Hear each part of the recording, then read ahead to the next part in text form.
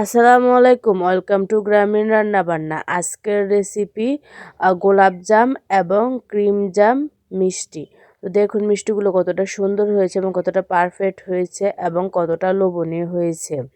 চাইলে আপনারাও বানিয়ে ফেলতে পারেন যদি আমার এই রেসিপিটা ফলো করেন। এরকম পারফেক্ট গোলাপ যেমন মিষ্টি এবং ক্ষীর যেমন মিষ্টি। দেখুন মিষ্টিগুলো কতটা সুন্দর হয়েছে। আমি আপনাদেরকে এই মিষ্টিটাকে কেটে এবং ভেঙে দেখিয়ে দিচ্ছি। যে দেখুন মিষ্টিটা আমি সুন্দর করে কেটে নিচ্ছি, আর আপনারা কিন্তু ভিতরে জালি জালি ভাব দেখে বুঝতে পারছেন মিষ্টিটা কতটা সুন্দর হয়েছে। আর এই যে দেখুন মিষ্টিটা কতটা লোভনীয় হয়েছে আর ভিতরে কতটা রসে ভরে গিয়েছে।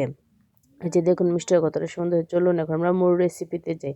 এখানে আমি 2 বাটির মতো গুঁড়া দুধ নিয়ে নিচ্ছি। আমি এখানে ডানু ফুল ক্রিম গুঁড়া দুধটা নিয়ে নিয়েছি। আমি এখানে এই যে প্রথমে এক বাটি ঢেলে নিয়েছি, তারপরে এখানে আবার আরেক বাটি ঢেলে নিয়েছি।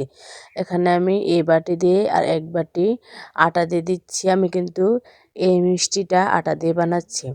তারপর এখানে আমি 1 চামচ দিয়ে দিব বেকিং পাউডার। তারপর এখানে আমি দিয়ে দিব 3 টেবিল চামচের মতো তেল। আপনারা ঘি দিয়ে বানাতে পারেন, ঘি দিলে ফ্লেভারটা আরও ভালো হয়। আমি ঘরের ভেতর যা যা উপকরণ আছে আমি তাই দিয়ে কিন্তু এই মিষ্টিটা বানিয়ে আপনাদেরকে দেখাচ্ছি।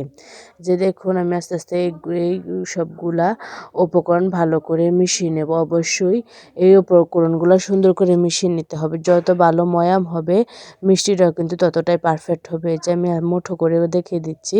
এই যে মুঠোটা যখন এভাবে হয়ে যাবে বুঝে নেবেন যে আপনাদের ময়ামটা পারফেক্ট হয়েছে।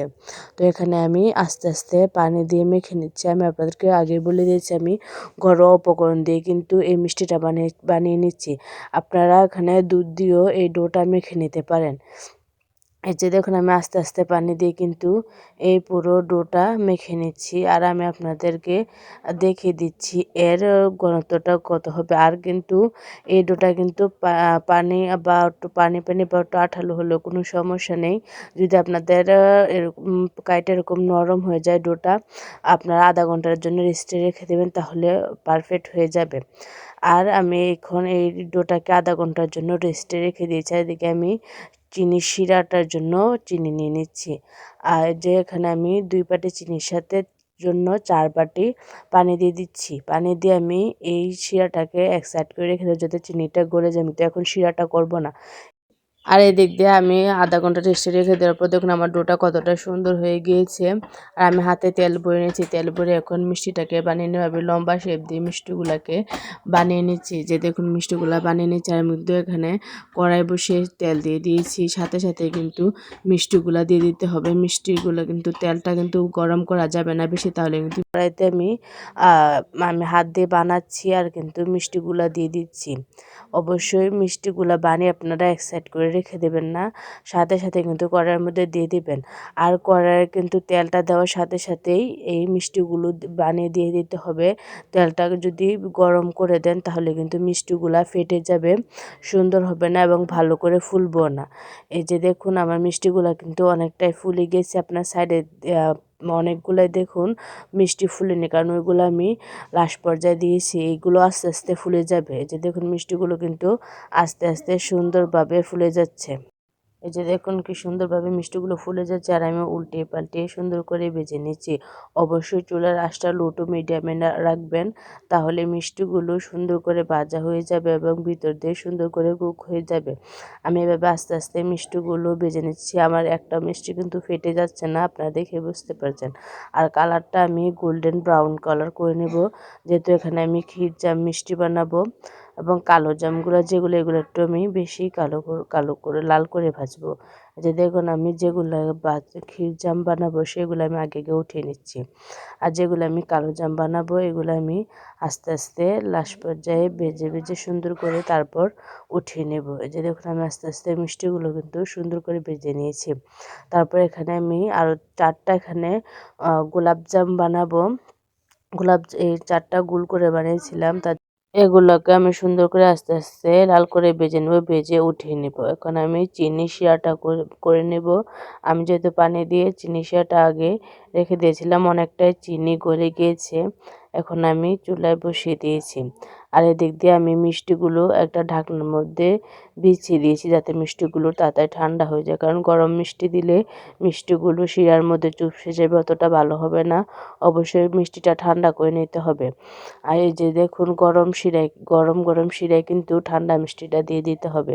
এই যে দেখুন আমার শিরাটা কিন্তু সুন্দরভাবে হয়ে যাচ্ছে। আপনারা চাইলে এখানে এলাচ দিয়ে দিতে পারেন, আমার কাছে এলাচের ফ্লেভারটা ভালো লাগে না। আমি আরও অনেকবারই মিষ্টি বানিয়েছি, এলাচ দিয়েছিলাম, আমার কাছে ফ্লেভারটা ভালো লাগেনি, তার জন্য আমি এখানে এলাচটা ব্যবহার করিনি। আপনারা চাইলে দিতে পারেন। তো এই যে দেখুন আমার মিষ্টিগুলো আমি একবার ঠান্ডা করে নিয়েছি। আর জিনিসেরা যখন একটু চ্যাটচ্যাটে ভাব হয়ে যাবে এ পর্যায়ে কিন্তু দিয়ে দিতে হবে। আর আমি যেহেতু এখানে ক্ষীর যেমন মিষ্টি বানাবো, আমি শিরাটা অনেকটাই গাঢ় করে নেব এবং অনেকটাই আঠালো করে নেব, কারণ আমি অন্যরকমভাবে এই ক্ষীরজাম মিষ্টিটা বানাবো। চিনিটা অনেকটা আঠালো করেই বানাবো, তার জন্য এখানে আমি 10 মিনিট হাই হিটে মিষ্টিগুলো সিদ্ধ করে নিয়েছি এবং 2 ঘন্টার জন্য রেস্টে রেখে দিয়েছি। দেখুন মিষ্টিগুলো কতটা সুন্দর হয়েছে। আর মিষ্টি রসগুলো খেয়ে কিন্তু রস একদম ভরে গিয়েছে। আমি এখন এই যে মিষ্টিগুলা উঠিয়ে নিচ্ছি একটা প্লেটে, একে একে আমি সবগুলা মিষ্টি এভাবে উঠিয়ে নেব। দেখুন আমার মিষ্টিগুলো কতটা সুন্দর হয়েছে এবং কতটা পারফেক্ট হয়েছে। আর এই যে শিরাটা আছে সেটা থেকে আমি অল্প একটু নিয়ে এখন আমি এখানে গুঁড়ো দুধ দিয়ে দিয়েছি 1 কাপের মতো। আমি ঘির মধ্যে কিন্তু মিষ্টির ঝোলটা দিয়ে কিন্তু আমি এই ক্ষীরটা বানাচ্ছি। আমি আপনাদেরকে আগেই বলে দিয়েছি, ঘরে থাকা সব উপকরণ দিয়ে কিন্তু আমি আজকে এই রেসিপিটা বানাবো। আপনারা চাইলে কিন্তু এই ক্ষীরটা দুধ দিয়েও বানাতে পারেন। আর আমি যেহেতু ক্ষীরটা অন্যরকমভাবে করতেছি, তার জন্য কিন্তু আমি ক্ষীরটাকে লাল লাল করে জাল করে নিয়েছি। এই যে দেখুন আমি কিন্তু লাল করে একদম পোড়া পোড়া করে নিয়েছিলাম। আর এই যে দেখুন আমি এরকম এটাকে গুঁড়ো করে নিয়েছি যখন শক্ত হয়ে গিয়েছে। আর এদিক দিয়ে আমি মিষ্টিগুলোকে আস্তে আস্তে সুন্দর করে কেটে নিচ্ছি। এই যে আমি আপনাদেরকে কেটে রেখে দিচ্ছি, যে ছুরির সাহায্যে আমি সুন্দর করে মাঝখান দিয়ে এভাবে ফেলে নিচ্ছি। এই যে দেখুন ভিতর দিয়ে দেখুন কতটা পারফেক্ট হয়েছে এবং কতটা সুন্দর হয়েছে। এখন আমি পুরগুলো এখানে সুন্দর করে ভরে নেব। যে আমি সুন্দর করে এই পুরটাকে ভরে দিচ্ছি। এই মিষ্টিটা খেতে এতটাই মজা হয়, এতটাই মজা, আপনারা একবার বানিয়ে না খেলে বুঝতে পারবেন না কতটা স্বাদ হয়। যে দেখুন মিষ্টিগুলো কতটা সুন্দর হয়েছে, আমি আপনাদেরকে একটা কেটে দেখিয়ে দিচ্ছি মিষ্টিগুলো। এই যে দেখুন কতটা সুন্দর হয়েছে এবং কতটা লোভনীয় হয়েছে। আর এদিকে কালোজাম মিষ্টিগুলোকে একটু ডেকোরেশন করার জন্য আমি উপর দিয়ে গুঁড়ো দুধ দিয়ে দিচ্ছি, যাতে দেখতে অনেকটা সুন্দর লাগে। আপনারা কিন্তু এই মিষ্টিগুলোর উপরে গুঁড়ো দুধ না দিলেও পারেন। তো এই যে দেখুন আমি আপনাদেরকে এই মিষ্টিটা কেটে দেখিয়ে দিচ্ছি। আর ভিতরে দেখুন কত সুন্দর জালি জালি ভাব হয়েছে। জালি জালি ভাবটা দেখে বুঝতে পারছেন মিষ্টিটা কতটা পারফেক্ট হয়েছে এবং কতটা মজাদার হয়েছে। যদি আমার ভিডিওগুলো ভালো লেগে থাকে তাহলে সাবস্ক্রাইব করে আমার পাশেই থাকবেন। আর আমার চ্যানেলে একটু ঘুরে আসবেন, দেখবেন এরকম আরও নতুন নতুন ভিডিও পেয়ে যাবেন। তো আল্লাহ হাফেজ।